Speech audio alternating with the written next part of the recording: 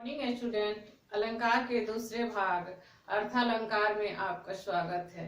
हमने प्रथम भाग में अलंकार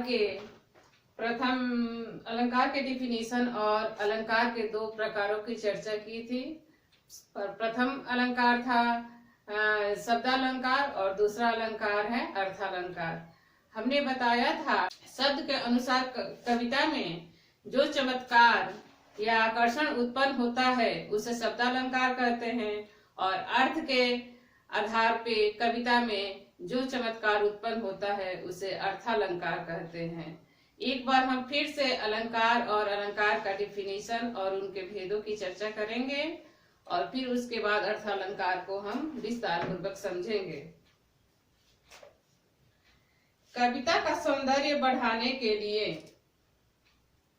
अलंकार की परिभाषा है, कविता का सौंदर्य बढ़ाने के लिए शब्दों या अर्थों के माध्यम से जो चमत्कार उत्पन्न होता है उसे अलंकार कहते हैं। हमने पहले ही बताया था कि मानव शरीर की शोभा बढ़ाने के लिए जिस प्रकार आभूषणों का प्रयोग किया जाता है, ठीक उसी प्रकार साहित्य में कविता की शोभा बढ़ाने के लिए हम अलंकारों का प्रयोग करते हैं। इसके प्रयोग से कविता में एक विशेष प्रकार का सौंदर्य उत्पन्न होता है और इस सौंदर्य से कविता बहुत ही महत्वपूर्ण और खूबसूरत बन जाती है। इस अलंकार के दो भेद है। अलंकार के दो भेद है, शब्दालंकार और अर्थालंकार। इसकी चर्चा तो हमने पहले ही भाग में कर चुकी है, लेकिन फिर भी मैं इसे दोबारा एक बार दोहरा देना चाहती हूँ कि शब्दालंकार शब्द के और अर्थ के शब्दों का चमत्कार पूर्ण प्रयोग कर अभिव्यक्ति को शब्द के स्तर पर सुंदर बनाना शब्दालंकार कहलाता है। शब्दों का चमत्कार पूर्ण प्रयोग कर अभिव्यक्ति को शब्द के स्तर पर सुंदर बनाना शब्दालंकार कहलाता है।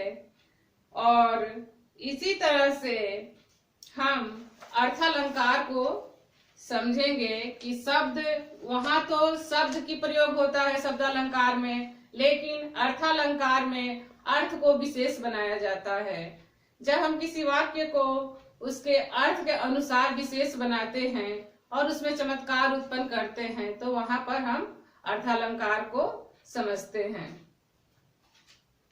अर्थालंकार का विस्तृत विवरण हम करेंगे। काव्य में जब शब्दों का प्रयोग इस प्रकार किया गया हो कि अर्थ के स्तर पर सौंदर्य अथवा चमत्कार उत्पन्न होकर अभिव्यक्ति को प्रभावशाली बना दे। काव्य में जब शब्दों का प्रयोग इस प्रकार किया गया हो कि अर्थ के स्तर पर सौंदर्य अथवा चमत्कार उत्पन्न होकर अभिव्यक्ति को, जो हम अभिव्यक्त करते हैं सेंटेंस में, उस अभिव्यक्ति को सुंदर और प्रभावशाली बना दे, वहां पर अर्थालंकार होता है। जैसे जीवन ठुस सा नीरस हो गया, जीवन ठुस सा नीरस हो गया। अर्थालंकार के चार भेद हैं। अर्थालंकार के चार भेद हैं। उपमा अलंकार, रूपक अलंकार, उत्प्रेक्षा अलंकार और अतिशयोक्ति अलंकार। अलंकार के और सारे भेद हैं, लेकिन हम यहाँ पर मुख्य चार भेदों की ही चर्चा करेंगे। और प्रथम भेद है इसका उपमा अलंकार। अब हम उपमा अलंकार की परिभाषा देखेंगे और इसके अर्थ को समझेंगे। उपमा अलंकार का अर्थ है दो वस्तुओं या व्यक्तियों में समानता दिखाना।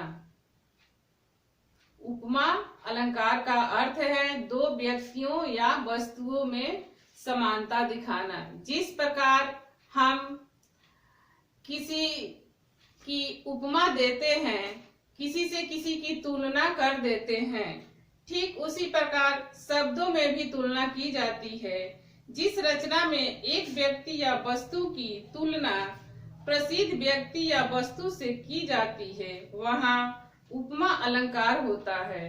जैसे मखमल के झूले पड़े हाथी सा टीला। मखमल के झूले पड़े हाथी सा टीला। तो ये हाथी सा यानी मखमल के झूले को हाथी सा टीला बोला गया है, यानी मखमल के झूले की तुलना की गई है हाथी के टीला से। यहाँ टीले की तुलना हाथी के साथ की गई है, इसलिए यहाँ उपमा अलंकार है। मुख्य एक दूसरा उदाहरण देखेंगे कि मुख बाल रवि सम लाल।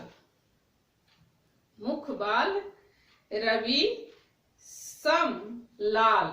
तो यहाँ जो सम शब्द है यह उपमा अलंकार का एग्जाम्पल है, उदाहरण है। यहाँ मुख की तुलना उगते हुए सूरज से की गई है, इसलिए यहाँ उपमा अलंकार है। दूसरा भेद हम देखेंगे रूपक अलंकार। रूपक अलंकार जिस रचना में एक वस्तु की तुलना दूसरी वस्तु से की जाए परंतु दोनों एक हो जाए। अब हम इसे अच्छे से समझेंगे कि जिस रचना में एक वस्तु की तुलना दूसरी वस्तु से की जाए। आप समझ रहे होंगे कि एक वस्तु की तुलना दूसरी वस्तु से की जाए परंतु दोनों एक हो जाए। यहाँ कह रहा है कि तुलना तो की जाए लेकिन दोनों एक हो जाए, अर्थात कोई भेद न रह जाए, वहाँ रूपक अलंकार होता है। इन दोनों के बीच कोई भेद न रह जाए, वहाँ रूपक अलंकार होता है।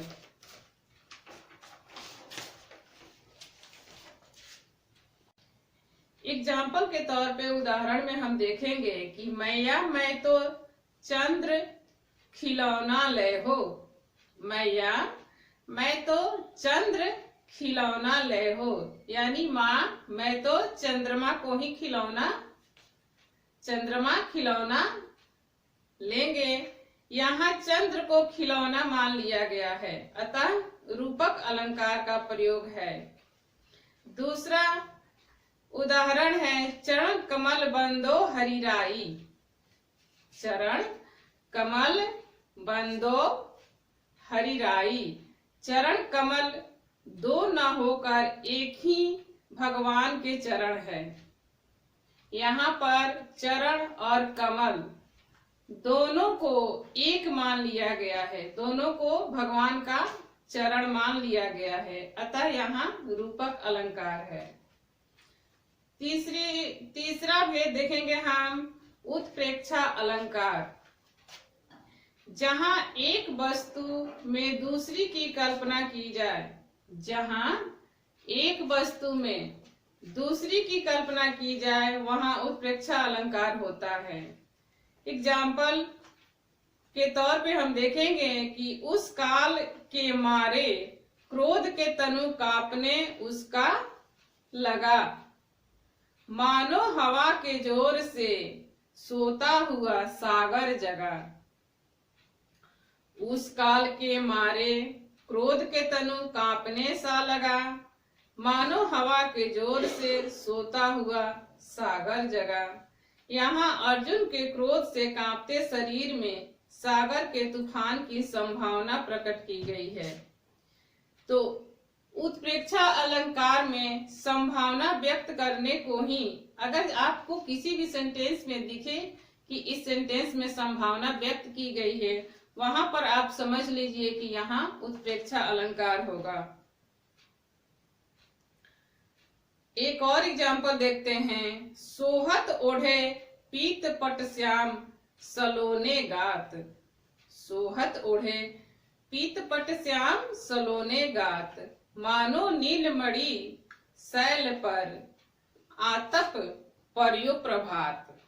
मानो नीलमणि शैल पर आपत पर्यो प्रभात।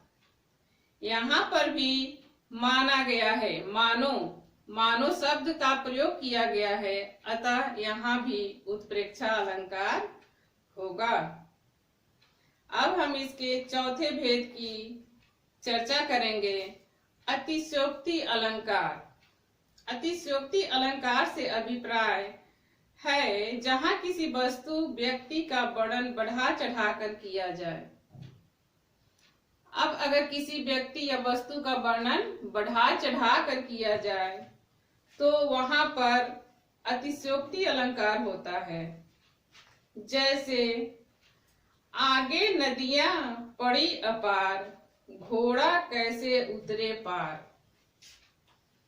यानी बढ़ा चढ़ाकर बोला गया है कि नदियां अपार पड़ी है, यानी बहुत सारी है, तो घोड़ा कैसे उतरे पार। राणा ने सोचा इस पार, तब तक चेतक था उस पार। जब तक राणा ने सोचा तब तक चेतक उस पार था। यानी बढ़ा चढ़ाकर नदियों का प्रयोग किया गया है और चेतक आगे निकल गया है। यहाँ चेतक नाम का घोड़ा का वर्णन बढ़ा चढ़ाकर किया गया है, इसलिए यहाँ अतिशयोक्ति अलंकार है। अन्य उदाहरण देखेंगे। हनुमान की पूंछ में लग न पाई आग। हनुमान की पूंछ में लग न पाई आग, लंका सगरी जल गई, गए निशाचर भाग। लंका सगरी जल गई, गए निशाचर भाग। इतनी अच्छी ये दोहे हैं, पढ़ने में ही इतनी सुंदर लग रहे हैं। अलंकार की कितनी खूबसूरती से यहाँ पर प्रयोग किया गया है। हनुमान की पूंछ में लग गई, लग न पाई आग, लंका सगरी जल गई, गए निशाचर भाग। एक और एग्जाम्पल देखते हैं। देख लो साकेत नगरी है यहीं, देख लो साकेत नगरी है यहीं, स्वर्ग से मिलने गगन में जा रही। स्वर्ग से मिलने गगन में जा रही। यहाँ पर इतनी अच्छी तरह से अतिशयोक्ति अलंकार का प्रयोग किया गया है कि इस कविता के दोहे को पढ़कर मन इतना प्रफुल्लित हो जाता है। और इसी चर्चा के साथ हम अर्थालंकार की परिभाषा और इसके भेदों की चर्चा को मैंने आप सबके सम्मुख रखा। धन्यवाद।